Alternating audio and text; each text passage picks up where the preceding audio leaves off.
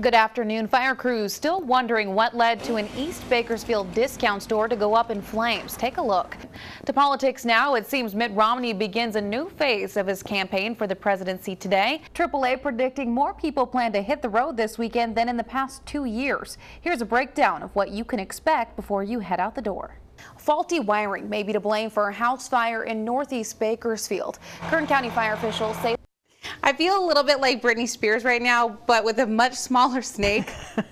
This young lady right here, she is Jewel, and standing with me is Lana. At Penn State led to the dismissal of top university officials, including legendary football coach Joe Paterno. Here's a bizarre sell. The blood of former President Ronald Reagan is going on the auction block. Well, looking for work, listen up. Some big companies are doing their part to put Americans back to work. And what about the idea of going from dogs to human? It leaves many people begging the question, is human cloning in our near future?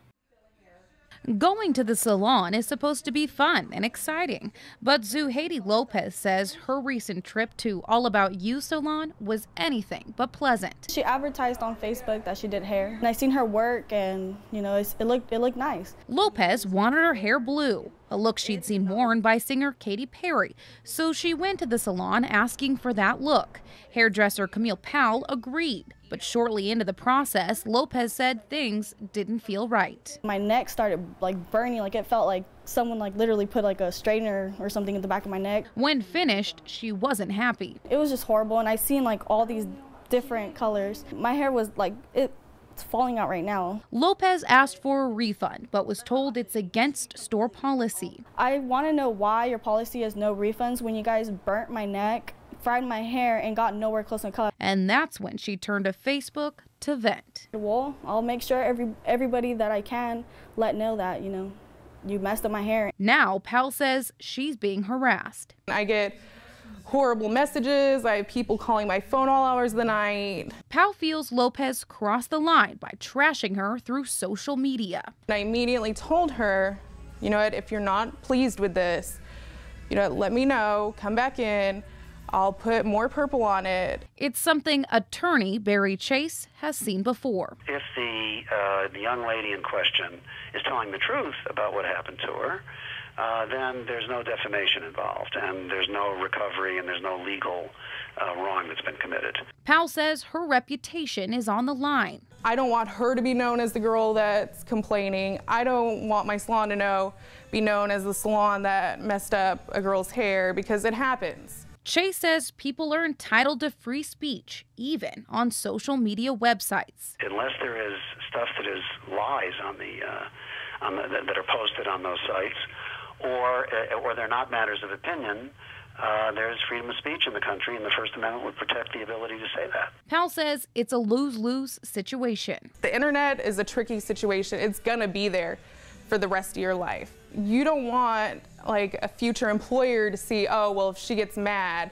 she's gonna stoop to this level. Powell says if the harassment doesn't end, she'll only have one option. I hope that it doesn't have to come to using the court system, but if I am continually harassed, then I am gonna have to seek counsel. If someone in the position of the salon can show that it's caused them damage, and there's been an untruth that has caused them the damage, then they can recover. For now, Lopez says she'll continue to fight for that refund.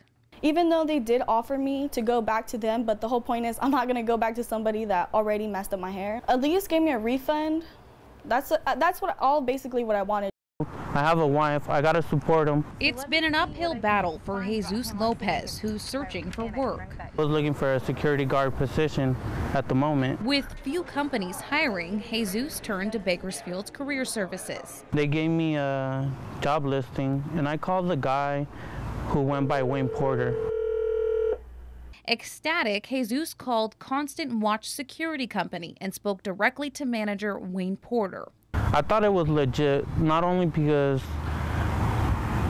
I heard I got the job listing from Career Services. But what Jesus didn't know was he was about to become the victim of a scam. Over the phone, Porter asked Jesus for his driver's license and social security number. Porter then told Jesus to load a prepaid card with $170 for security training. He seemed like a honest guy, professional and everything.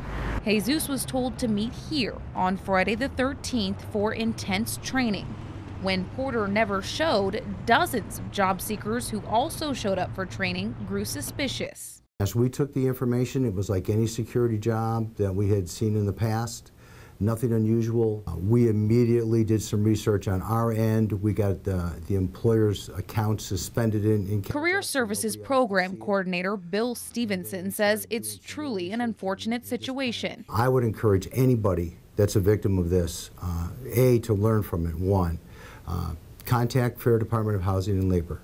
File a complaint. But we wanted to know, how could this scam slip through Career Services? Try to ask the right questions. We verify information through different channels. It looked good to us, and there was no red flags. While it's very rare, Stevenson says scammers are getting more creative. If an employer is asking for money and information like a driver's license, social security card, money, before they even offer you a job or you've even filled out an application, that's a red flag right Stevenson there. says job seekers need to be more cautious because they make easy targets. What people should be looking out for is A, if somebody offers you a job over the phone.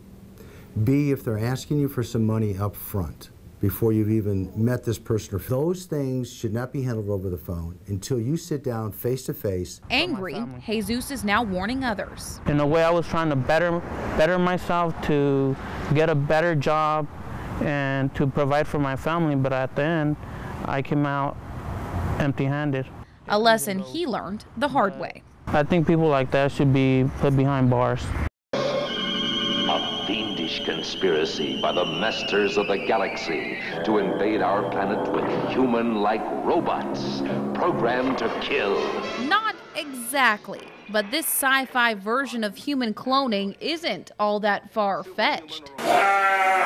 It began back in 1996 with a sheep named Dolly. Dolly is remarkable because she is a clone. More than a decade later, the futuristic term cloning is evolving into a household name.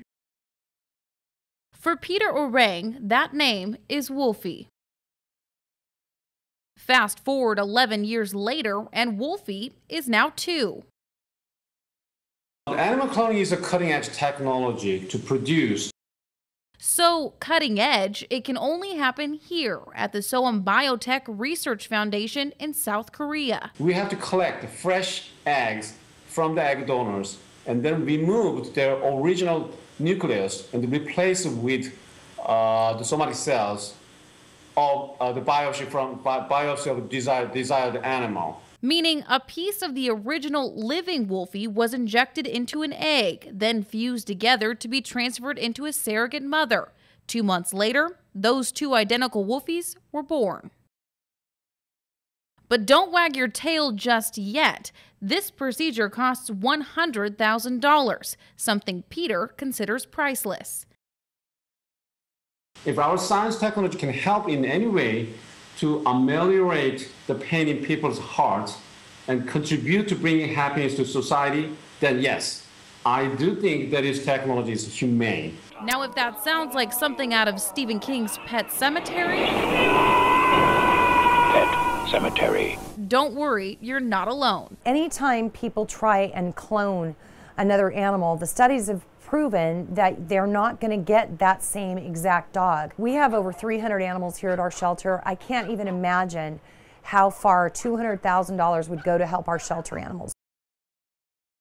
Anybody can spend money or blow money any way they want to. I mean, that's absolutely their call. It's just, it's a pity that, you know, other shelters and things like that lose out on that money. And what about the idea of going from dogs to human? It leaves many people begging the question, is human cloning in our near future?